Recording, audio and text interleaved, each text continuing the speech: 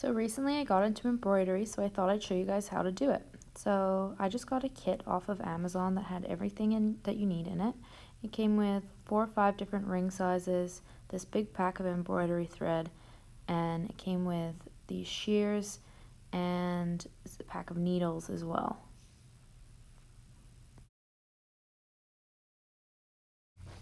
So to practice, I just use cut up old sheets, but you can use any medium to do embroidery on. You can do it on denim, on t-shirts, on any kind of fabric. But like I said, I'm just practicing on old bed sheets to start.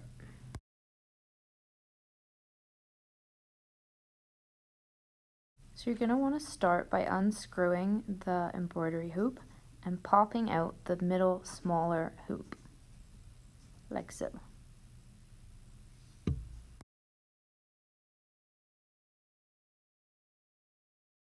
You want to make sure your fabric is big enough to fit over, and then you just pop the bigger hoop on top and tighten.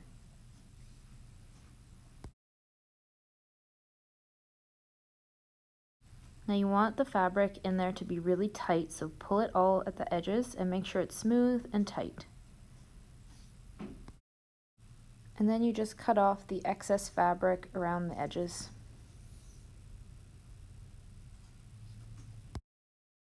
So before you can start, you're going to need to grab your thread, and we're going to want to cut a section off about this long. It doesn't really matter.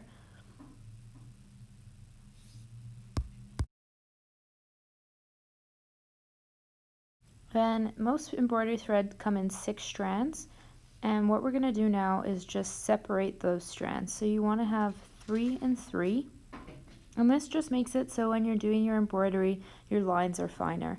You don't have to do this step, but it is recommended if you want to have finer lines. So you just pull the strings apart all the way to the end, and it is a little tedious and can take a minute, but shouldn't be too difficult.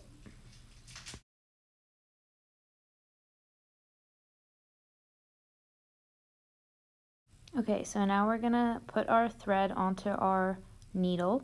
What you're gonna wanna do is wrap it around the end of the needle and then pull it off, and you'll have like a tiny little loop, and then that's easy to stick through the hole of the needle, like so, and then you just pull it through. For embroidery, you don't need to make a knot or anything. It's good to go just like that. So now it's time to start. I'm just gonna show you guys some basic stitches to get you going. You always come up from the bottom when you're doing embroidery, and you just pull all the way to nearly the end. So what I'd usually do is just hold down on the thread there, and then I start going, and after a while you can let go of it, but for the first few threads you just hold on to the end at the back. So the first stitch I'm going to show you is a running stitch. So you just go down, and then about a stitch length away, again you come back up, and then you go back down. And at this point I can stop holding on to the back of the thread because it's secure in place now. Keep going, and this is your running stitch.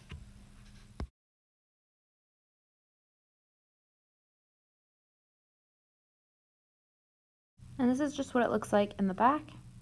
Next, I'm going to show you how to do a back stitch. So it's very similar to the running stitch. You come up through the back, go a stitch length away,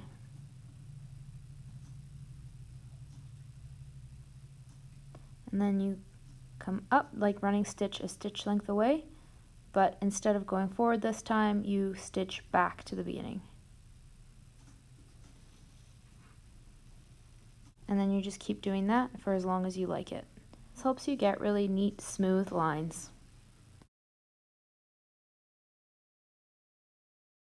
Now the next stitch I'm going to show you is called a satin stitch, and this is when you want to fill in an area with thread.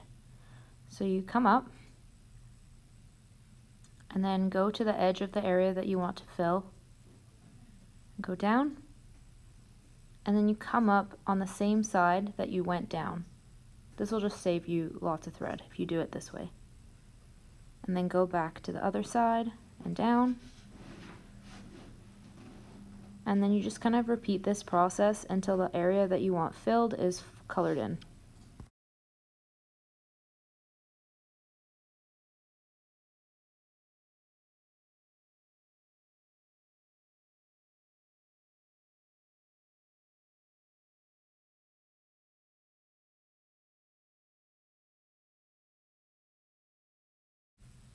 And then this is what this stitch looks like on the back.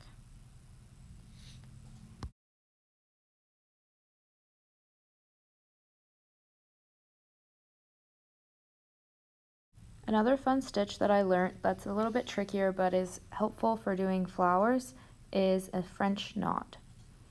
So what you do is you come up and then you wrap the thread around your needle and then push the needle back down where you came up from, or close to where you came up from, and pull the thread through.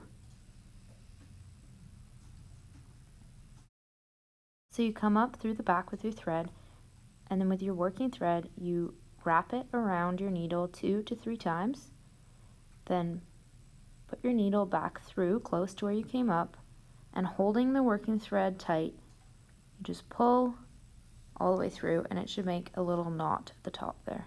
So I'll show you one more time. Up through the back, then wrap the thread around your needle 2 to 3 times, and then down back through where you came, holding the working thread there until you get to the end, and then just let go. So now I'm going to show you guys how I do a project from start to finish. You want to get some fabric into your embroidery hoop and then just do a little sketch of whatever you'd like to do on the front of it. So I'm doing a little sunflower. So anything that you can draw or trace you can do with embroidery thread too. So once you have your sketch all done, it's time to pick your colors. So I'm doing this sunflower, so I need yellow and brown.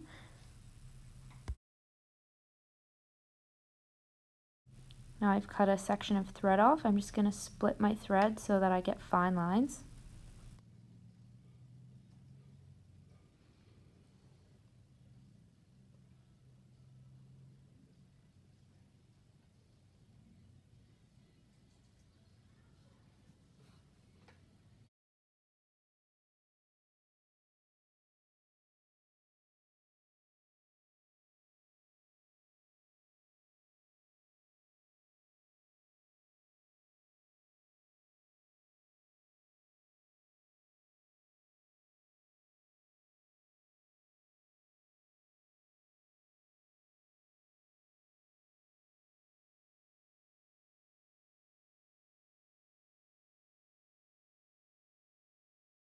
Now we're ready to get started. So I'm using a satin stitch along all the petals.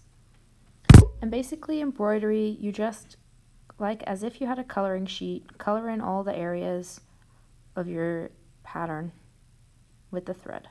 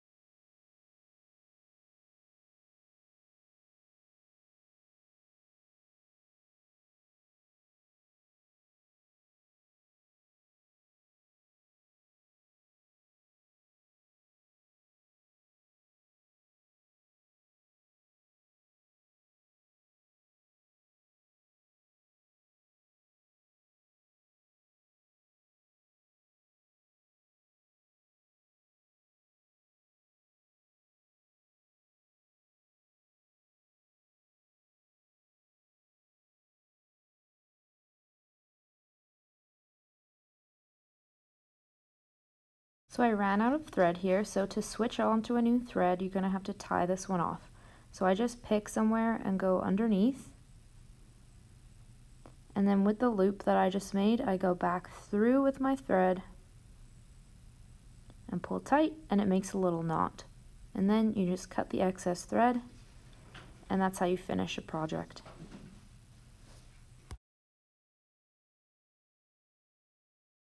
So then to start, you just grab a new piece of thread and keep going. I decided to do a back stitch around the edges of my petals to make them a bit more defined, but you don't have to do that.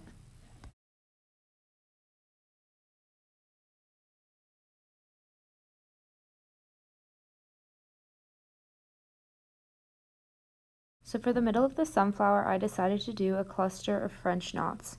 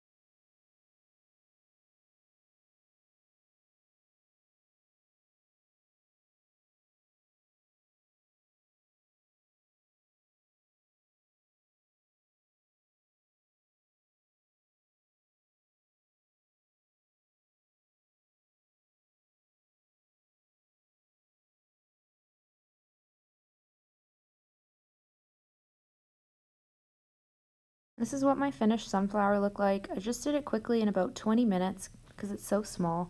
At the end, if you wanted to keep it in the hoop, you can glue down the edges, or you can pop it out and do what you like with it.